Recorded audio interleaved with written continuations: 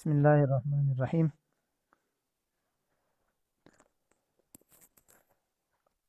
آج ہماری فقہ الحلال کورس کا یہ چوتھا ہفتہ ہے اور کلاس نمبر ہے 11۔ 10 کلاسز تقریباً ہو چکی ہے اور آج 11ویں کلاس ہے۔ ہمارا جو سبق جاری تھا ابھی تک بنیادی طور پر جو فقہی احکام اور اصل بیسک جو رولز ہے اسی کے بارے میں تھا، اور جدید صورتحال کی طرف ابھی تک ہم نہیں آئے۔ اسی سے متعلق ہم نے کہا تھا کہ اس جو موضوع ہمارا جاری تھا وہ تھے 5 اہم اور بنیادی قواعد اور ان کا مختصر تذکرہ، تاکہ کچھ مزید جو ہے پختگی انسان کو ہو جائے حلال و حرام سے متعلق۔ اس میں سے ایک قاعدے کو ہم نے دیکھ لیا تھا، الاصل فی الاشیاء الاباحہ، کہ اشیاء میں اصل اباحت ہے۔ پھر قاعدہ نمبر 2 کا بھی ہم نے کچھ نہ کچھ دیکھ لیا تھا، مشتبہات سے احتراز، اور اس کے چند اصول بھی بتائے تھے، ضابطے بھی بتائے تھے۔ قاعدہ نمبر 3، 4 اور 5 یہ 3 قاعدے رہتے ہیں۔ ان میں سے قاعدہ نمبر 3 جو ہے وہ اور 4 اہم ہے، لیکن اتنی زیادہ تفصیلی نہیں ہے، تو انشاءاللہ 3 اور 4 ان دونوں کو آج ڈسکس کرتے ہیں۔ طبیعت بھی جو میری ذرا تھوڑی سی خراب ہے، لیکن یہ ہے کہ ان دونوں کو انشاءاللہ کریں گے۔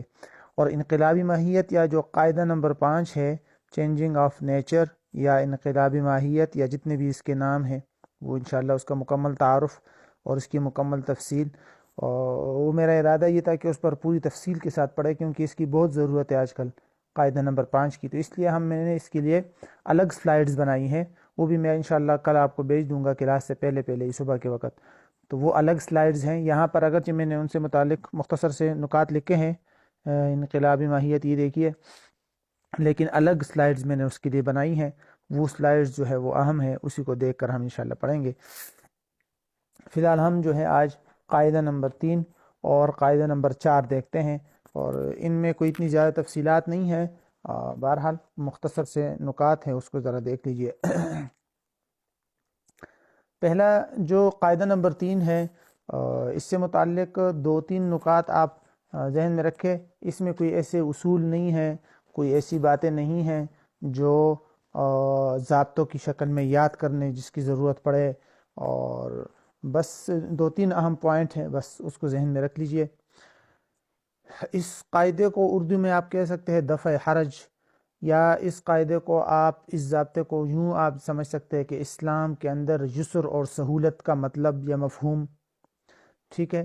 اور عربی میں اس کے لیے مختلف الفاظ استعمال ہوتے ہیں، جیسے الحرج مدفوع، فقی قاعدہ ہے الحرج مدفوع، یا اسی طرح ایک اور جو مشہور قاعدہ ہے المشقۃ تجلب التیسیر، فقی قاعدہ ہے۔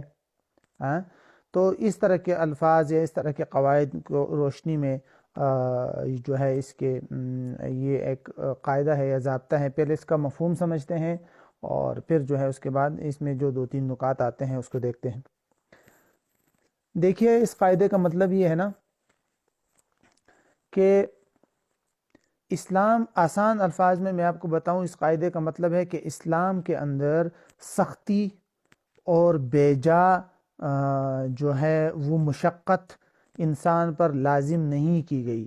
انسان کی کمزوری، انسان کے مزاج اور انسان کی طاقت کے مطابق شریعت نے احکامات دیے ہیں، اور شریعت نے اس بات کا تذکرہ قرآن میں کئی جگہ پر احادیث میں کیا ہے کہ بھئی تمہاری مشقت کی وجہ سے اس چیز کی اجازت ہے، لا یکلف اللہ نفسا الا وسعها، ہے کہ اللہ تعالیٰ جو ہے انسان کو اس کی طاقت سے بڑھ کر مکلف نہیں بناتا۔ اسی طرح ایک اور جگہ پر وہ آیت کس طرح ہے کہ لیس علیکم فی الدین من حرج، کہ بھئی دین میں تم لوگوں پر کوئی حرج، کوئی زبردستی، کوئی تنگی نہیں ہے، ٹھیک ہے۔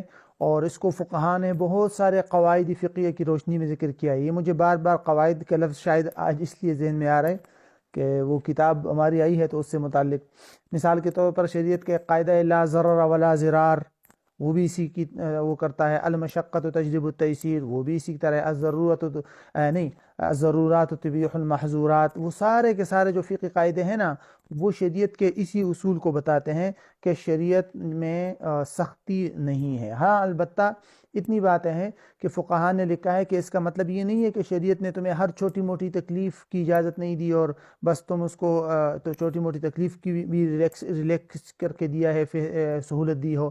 مثال کے طور پر سردی ہے اور تھوڑا سا ٹھنڈا پانی ہے, مجھے سردی لگ رہی ہے اور گرم پانی نہیں ہے, تو میں کہتا ہوں یار یہ تو مشقت ہے چھوڑ دے. نہیں, ایسے نہیں. مشقت یا تکلیف کا مطلب یہاں ہے ایسی تکلیف و مشقت جس کو عمومی طور پر لوگ عام عادت میں برداشت نہ کرتے ہوں. یہ مطلب ہوتا ہے کہ وہ اگر کسی جگہ اس کی پیش آتی ہے تو وہاں شریعت نے سہولت دی ہے. دین کے اندر تو ہے ہی سہولت. قرآن مجید کے اندر جو میں آپ کو صرف ایک دو تین مثالیں دیتا ہوں.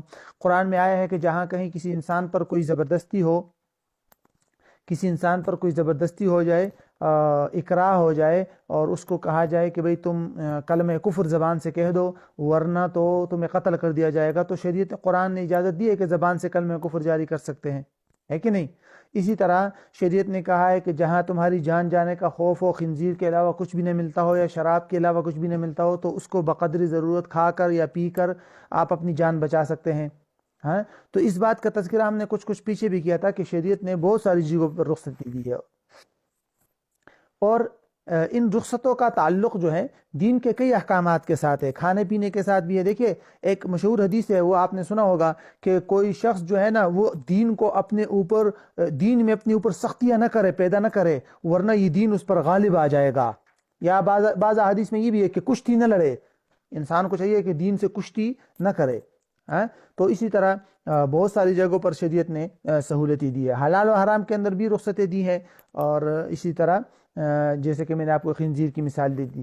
تو خلاصہ یہ ہے اس کا کہ اس کے لیے کوئی ایک الگ سا ضابطہ تو نہیں ہے, لیکن آگے والے قواعد جو آ رہے ہیں نا, ایک انقلابی ماہیت اور دوسرا یہ جو آگے قاعدہ آ رہا ہے القلیل مغتفر, ان کے قلیل مقدار معاف ہے. اس میں آپ کو کچھ نہ کچھ اس قاعدہ نمبر 3 کی جھلک نظر آئے گی کہ شریعت نے دیکھیے قلیل مقدار کو معاف قرار دیا کیونکہ اس میں لوگوں کو حرج ہے.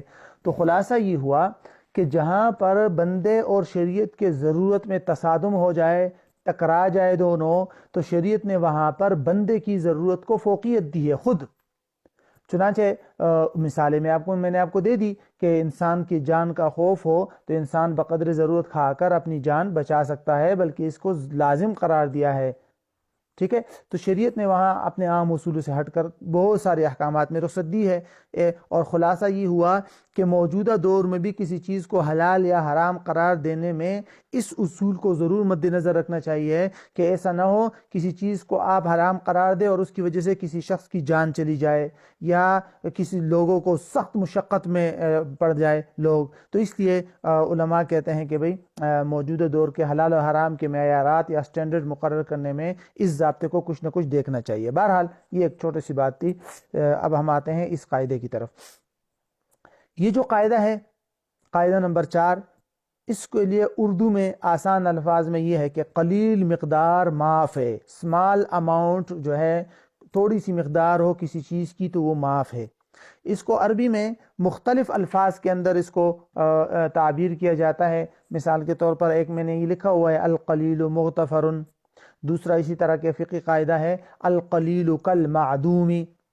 اوکے, تیسرا قاعدہ ہے القلیل معفو. معفو اور مغتفر کا ایک ہی معنی ہے کہ معاف ہے. اس قاعدے کے بارے میں آپ نے تقریباً یہ جو ہے نا 5 نکات آپ نے ذہن میں رکھنے ہیں. سب سے پہلے تو اس قاعدے کا تعارف کرتے ہیں اور مفہوم. دوسرا پھر اس قاعدے کی دلیل کیا ہے, بھائی کہاں سے سورس کیا ہے, اس قاعدے کو کہاں سے فقہا نے لیا ہے جس کو تأصیل بھی کہتے ہیں.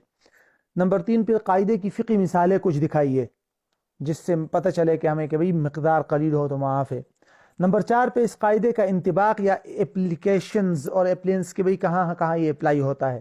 اور نمبر 5 جو سب سے اہم پوائنٹ ہے وہ یہ کہ ٹھیک ہے قلیل مقدار یا کم مقدار معاف ہے, لیکن اس کی مقدار سے مراد کیا ہے, 1%, 2%, پوائنٹ اشاریہ کتنا, مطلب کوئی ہمیں کوئی سٹینڈرڈ بتائے, کوئی معیار بتائے کہ ہم کہیں کہ بھئی اتنا معاف ہے اور اتنا معاف نہیں ہے.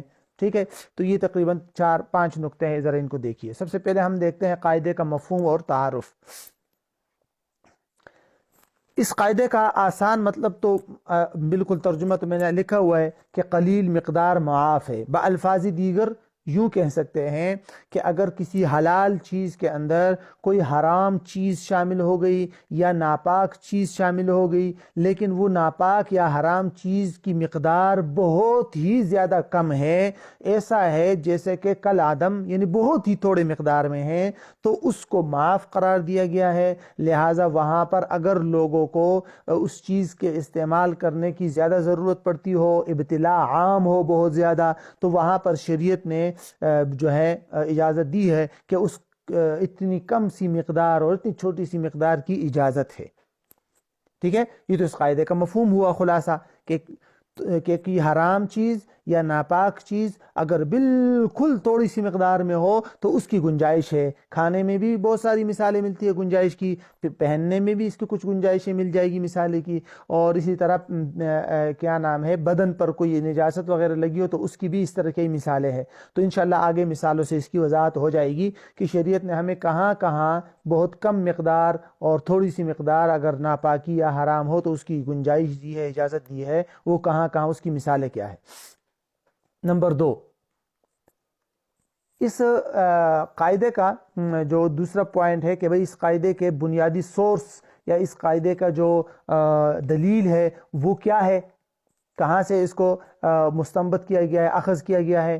تو اس کے لیے فقہاء نے مختلف قواعد ذکر کیا ہیں، مثلا مختلف آیات جن میں یہ آتا ہے کہ بھئی تم لوگ بڑے گناہوں سے بچو تو چھوٹے گناہ تمہارے لیے اللہ تعالیٰ معاف کر دیں گے۔ تو اس سے بعض علماء یہ استدلال کرتے ہیں، دلیل لیتے ہیں کہ دیکھیے پتہ چل رہا ہے کہ چھوٹے گناہ جو ہے وہ معاف ہو جاتے ہیں، چھوٹے گناہ جو ہے وہ معاف ہے، تو پتہ چلتا ہے کہ تھوڑی تھوڑی مقدار چیز جو معاف ہوتی ہے۔ بہرحال اس کی سب سے مشہور دلیل جو ہے وہ صحیح بخاری کی ایک حدیث ہے، جو ہے وہاں ایک اس میں آتا ہے کہ سرور دو عالم صلی اللہ علیہ وسلم نے ریشم پہننے سے منع فرمایا، مگر کتنا کہ 2 انگلیاں، یعنی شہادت اور درمیان والی انگلیاں آپ علیہ السلام نے یوں کھڑی کی اور فرمایا کہ بھئی 2 انگل کے بقدر اگر ریشم استعمال کرتے ہو تو وہ معاف ہے، کیونکہ یہ قلیل مقدار ہے، بہت کم۔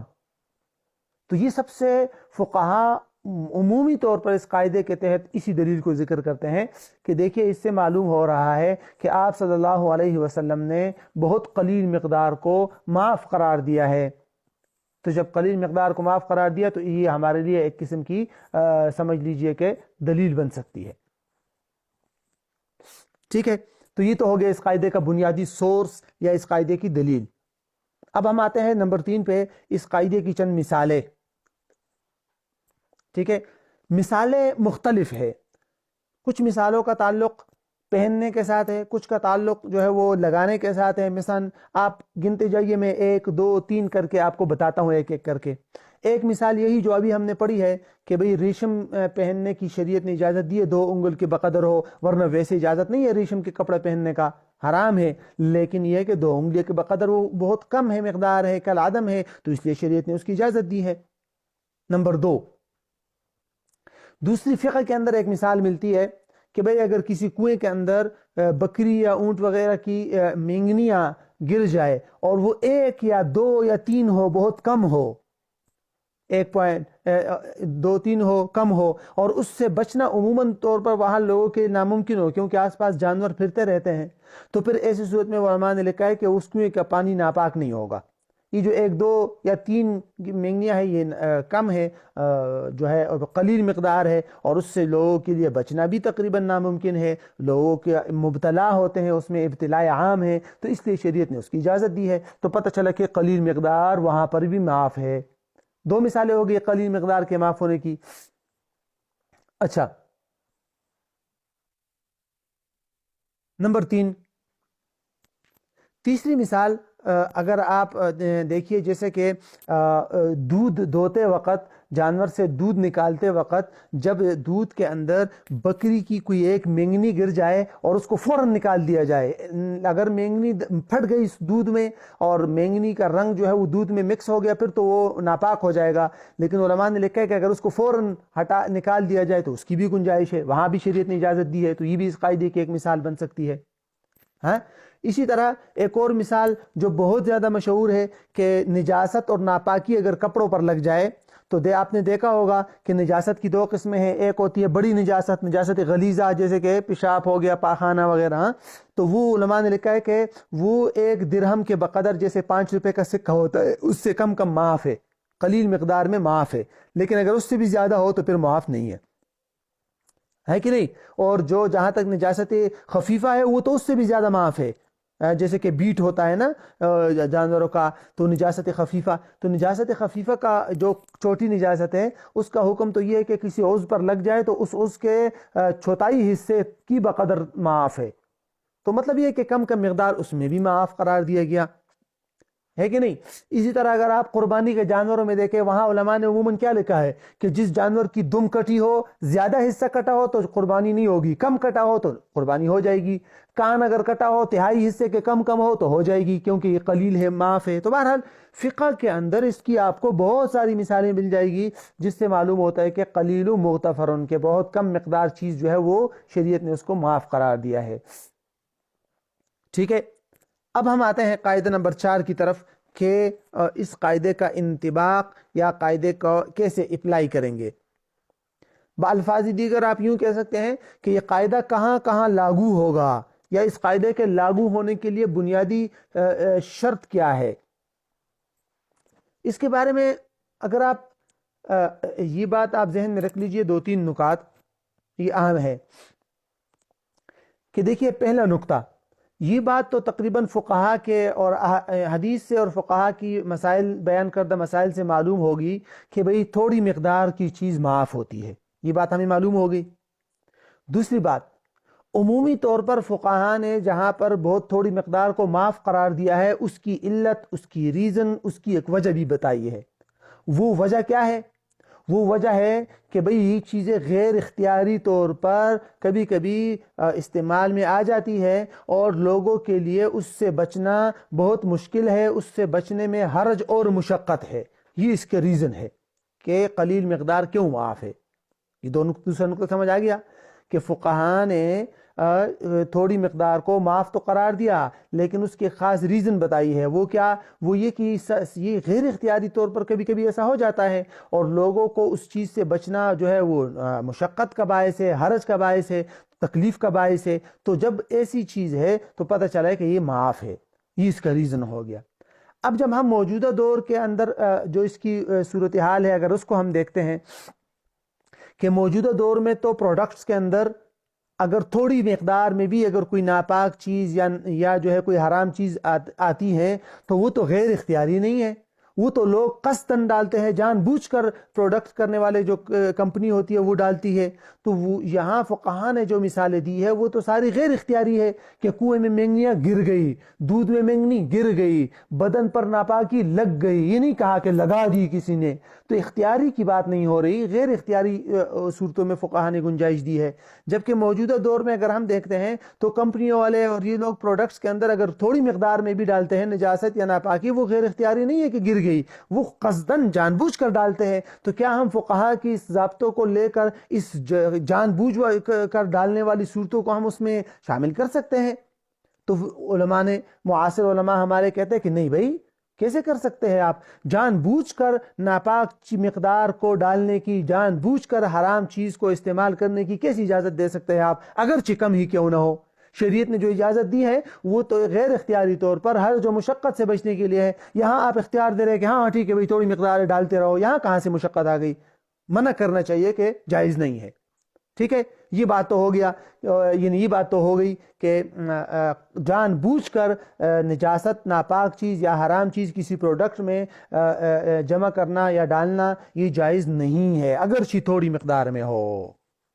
سمجھ آ گیا؟ لیکن یہاں آپ نے 3 نکات سمجھنے ہیں. وہ 3 نکات ایسے ہیں کہ اگر کسی نے جان بوجھ کر بھی ناپاک یا حرام چیز کسی حلال چیز میں مکس کر دی تو ان 3 صورتوں کے اندر اس کے باوجود وہ حلال ہو جاتی ہے وہ چیز. 3 نکات ایسی ہے، 3 صورتیں ایسی ہیں کہ جہاں پر اگر کسی نے حلال چیز میں حرام یا ناپاک چیز ڈال دی تو ان 3 صورتوں میں وہ چیز حلال ہو جاتی ہے، پاک ہو جاتی ہے. نمبر 1، انقلاب ماہیت، دا چینجنگ آف نیچر ہو جائے. مثال کے طور پر کسی نے شراب کے اندر نمک ڈال دیا، کچھ کیمیکلز ڈال دیے، ٹھیک ہے، اور یا شراب کو اٹھا کر سرکے میں ڈال دیا، کچھ نہ کچھ مکس کر دیا حلال حرام چیز کو، اور وہ مکمل شراب کو سرکہ بنا دیا تو وہ جائز ہو جائے گا. کیوں؟ اس لیے کہ چینج آف نیچر ہو گیا، اس کی حقیقت بدل گئی، اس کی ماہیت بدل گئی. تو جہاں پر حقیقت ہو جائے، نیچر بدل جائے، ماہیت بدل جائے، اگرچہ حرام حلال چیز کو مکس کیا ہو، لیکن جب حقیقت بدل گئی تو وہ چیز پاک ہو جائے گی اور حلال ہو جائے گی. اس کی مزید تفصیل انشاءاللہ کل والے قاعدے میں آئے گی، انقلاب ماہیت کی. یہ ایک پوائنٹ ہو گیا. دوسرا پوائنٹ کہ کسی نے حلال چیز میں حرام یا ناپاک چیز ڈال دی، لیکن ناپاک چیز کی ناپاکی یا اس کی جو حرمت کی جو وجہ اور ریزن ہے وہ ختم ہو گئی. مثال کے طور پر اب اس دوسری صورت کو نجس اور ناپاک پر تو اپلائی نہیں کر سکتے، لیکن حرام پر اپلائی کر سکتے ہیں. مثال کے طور پر ایک آدمی نے جو ہے کسی سمجھ لیجئے مضر چیز کو، جو بدن کے لیے مضر ہو، زہر دیکھ لیجئے، زہر ہے یا کوئی اور چیز جو بدن کے لیے مضر ہے اور مضر ہونے کی بنیاد پر وہ حرام ہے، لیکن اس کو اٹھا کر اس نے کسی دوسری حلال چیز میں مکس کر دیا اور اس کی وجہ سے اس کا ضرر ہونا ختم ہو گیا، اب وہ چیز مضر نہیں ہے تو ٹھیک ہے، پھر وہ حلال ہو گئی. اگرچہ پہلے حرام تھی لیکن پہلے مضر تھا، اب اس کی ریزن حرام ہونے کا جو ریزن ہے وہ ختم ہو گیا. یا مثال کے طور پر جو 4 قسم کی شرابیں ہیں، اگر آپ کو یاد ہو، انگور اور کھجور کے علاوہ، کشمش وغیرہ کے علاوہ کسی اور چیز کا مثلا نشہ آور، مثال کے طور پر دیکھ لیجئے کہ کسی کیمیکل سے شراب بنی ہوئی ہے، کیمیکل سے وہ نشہ آور ہے، لیکن اس کو اٹھا کر کسی حلال مشروب کے اندر ڈال دیا اور اس کا نشہ ختم ہو گیا تو وہ حلال ہو جائے گا، کیونکہ اس کی ریزن حرام ہونے کی ریزن ختم ہو گئی. تو جب ریزن ختم ہو جاتی ہے نا، اس کو کہتے ہیں رفع الحکم برفع العلہ، رفع الحکم برفع العلہ، تو یہ بھی حلال ہو جائے گا. اچھا، تیسرا پوائنٹ جو ہے وہ ہے حرام چیز سے علاج. اگر آپ کو یاد ہو، ہم نے پڑھا تھا کہ کبھی کبھی شریعت نے جو ہے نا جان بچانے کے لیے یہ اجازت دی ہے کہ حرام چیز سے علاج کر سکتے ہیں. تو موجودہ دور کے علماء نے کمپنیوں کی فیکٹریوں کو اور دواساز کمپنیوں کو چند شرائط کے ساتھ حرام چیزوں کو استعمال کرنے کی، دوائیوں میں استعمال کرنے کی اجازت دی ہے. وہ یہ کہ بھئی باقاعدہ ڈبے کے اوپر وغیرہ لکھ لیا جائے کہ اس دوائی میں حرام چیز استعمال ہوئی ہے، اس کو صرف اور صرف جان بچانے کے لیے استعمال کیا جائے. تو جان بچانے کے لیے استعمال کر سکتے ہیں نا، اگر کوئی اور دوائی نہ ہو تو جب استعمال کر سکتے ہیں تو دوائیوں میں بھی ڈال سکتے ہیں، اگرچہ یہ اختیاری طور پر ہے، لیکن چونکہ جان بچانے کی صورتحال ہے تو جب جان بچانے کی صورتحال ہو تو پھر جان بوجھ کر بھی کوئی حرام چیز آپ کسی چیز میں دوائی کے لیے ڈالے تو جائز ہے. تو یہ 3 نکات ایسے ہیں کہ جہاں پر یہ 3 نکات پائے جائیں گے تو وہاں پر اگر اختیاری طور پر جان بوجھ کر بھی کسی نے حرام چیز کو ڈالا ہو تو وہ معاف ہو جائے گا، ورنہ تو جان بوجھ کر حلال چیز اگر تھوڑی بھی ہو تو اس کی استعمال کی اجازت نہیں ہے. البتہ موجودہ دور کے بعض علماء نے لکھا ہے، یہ اہم ہے، اچھا یہ پوائنٹ جو میں آخر میں بتا رہا ہوں آپ کو، علماء نے لکھا ہے کہ ٹھیک ہے، ہم کمپنیوں کو تو منع کر سکتے ہیں کہ کمپنیوں کے لیے جائز نہیں ہے کہ اپنے پروڈکٹ میں جان بوجھ کر کوئی چیز استعمال کرے، تھوڑی مقدار میں بھی ہو، ناپاک چیز یا حرام چیز، لیکن صارفین اور کسٹمرز نے تو اپنے اختیار سے اس میں نہیں ڈالا نا.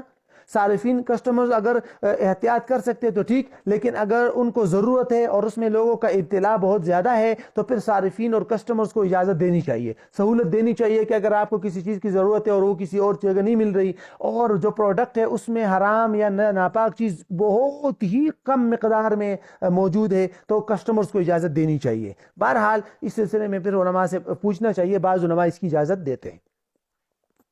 اب ہم آخری بات کی طرف آتے ہیں، یہ سب سے اہم پوائنٹ ہے کہ قلیل مقدار سے کتنی کوانٹٹی مراد ہے.